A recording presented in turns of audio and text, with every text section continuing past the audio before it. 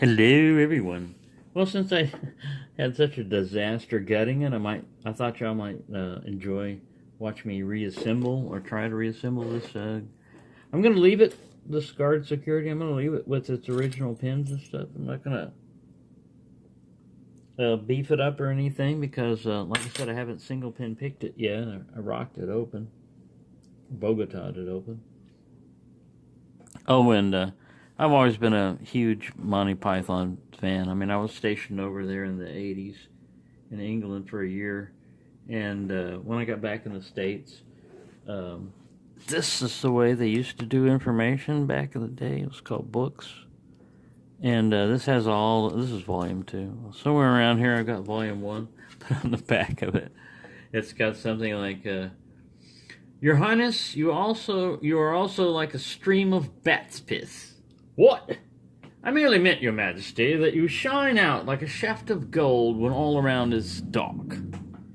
I mean, they were hilarious skits and stuff, but anyway, we'll leave that at that is. But I found that digging around, and I've got volume 1 somewhere.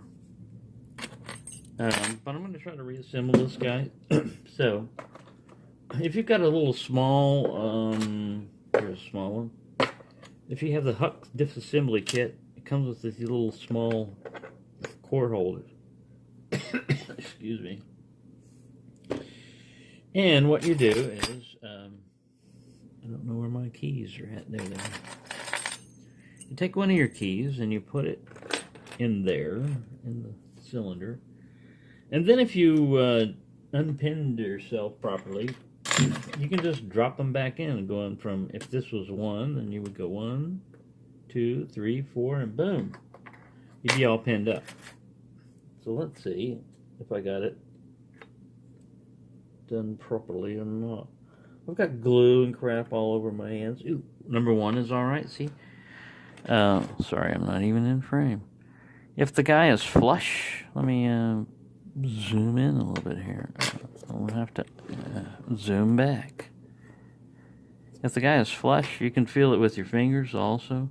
You don't want him too high and you don't want him too low. You want him flush. And sometimes you got to position your key just right because, it can be sitting in there wrong and you think it's wrong. It's not in exactly the way it was keyed. All right, number 2, go back in. There. He also looks flush. Alright, pointy side down, flat side up. That's another thing. Pointy side down is to help the key ride along there and get past it. You can do it with the driver in there. Believe me, I've done it. I put drivers in key positions and key pin positions. And yeah, if it can be done wrong, I've done it. Alright, it looks like... I dropped this guy in wrong, but he looked like he fit. Let me see. I took one of them out of sequence.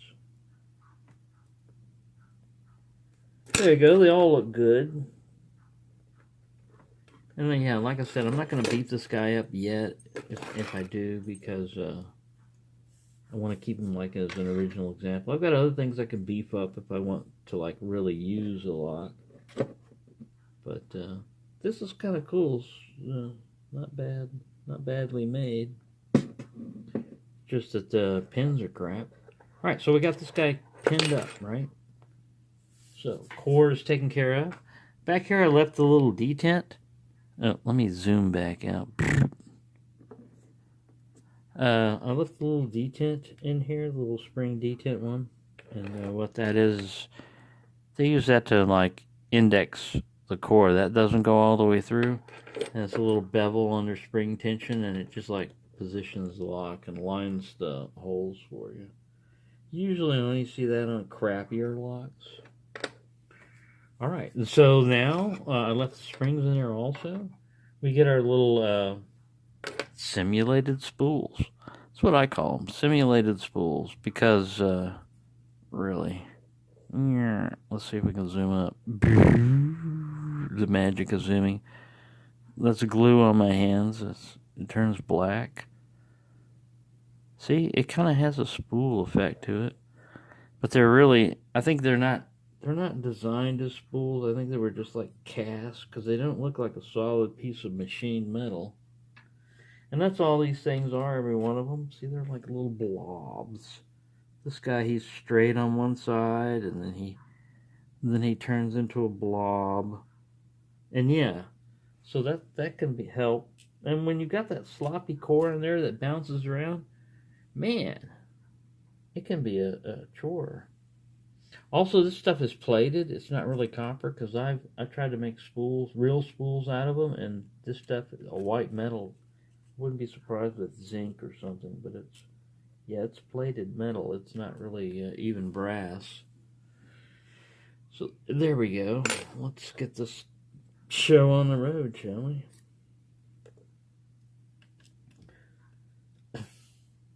I came in here for a good argument. No, sir. You came in here for an argument. That's what I said. No, you didn't. Yes, I did. No, you didn't. Look. Sorry, I'm trying to get this guy in here.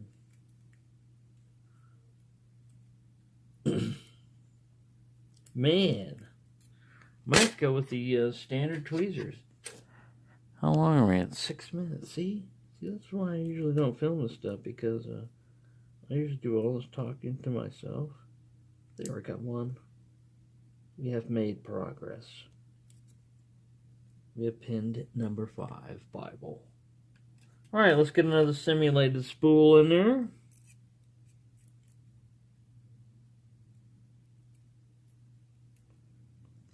Yeah, surprisingly, some crappy locks can be a challenge to pick, because a lot of times the smaller ones, you got to find a pick to fit it, and something to tension it. Usually you're not tensioning in a normal way because stuff is odd, and if you ever get mad at it, they're cheap. Like dollar store locks. I don't like plastic cores, basically. I mean, that's like the worst so far. The hollowed out ones are pretty bad. The hollowed out brass ones.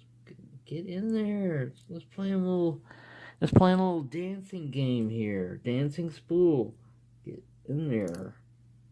See, a good spool that's flat and everything, you can get it to grab on one edge. But these things bounce around like Mexican jumping man.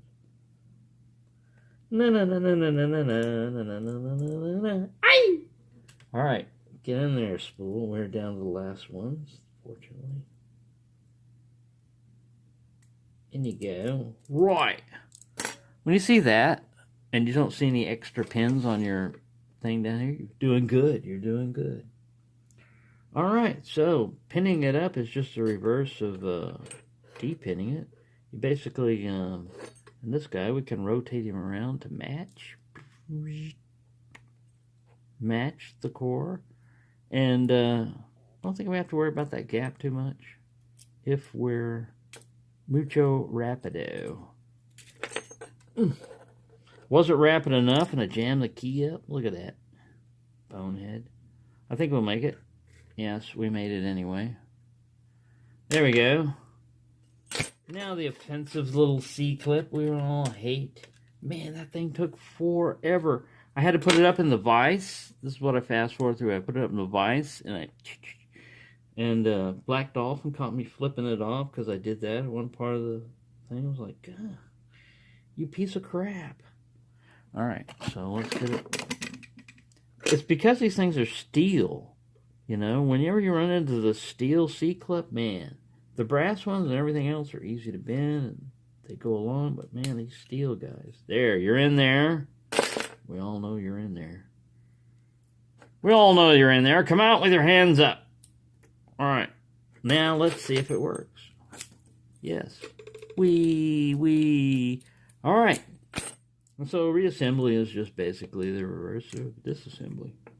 Except for, you want to drop your core in there and make sure that he lines up and everything before you tighten everything down.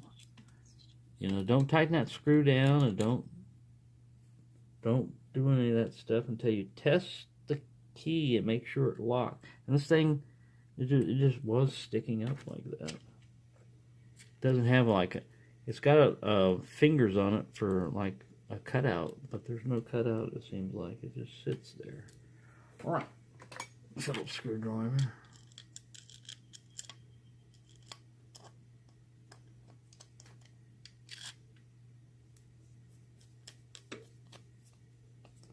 Yes, I feel contact.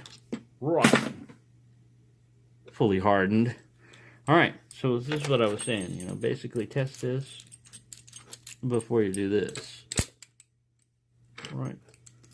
And we have a functioning lock. So I hope you enjoyed that. I mean, everybody's seen that before, but fortunately I didn't have too big of a disaster. But, you know, I figured I'd been drinking a little bit today. We got off work, and it might be interesting, but there, I've cleaned up. One tray now is open, and I have other projects to put back together. I've got an American 1305 to reassemble, but thank you for watching, and happy picking, everyone.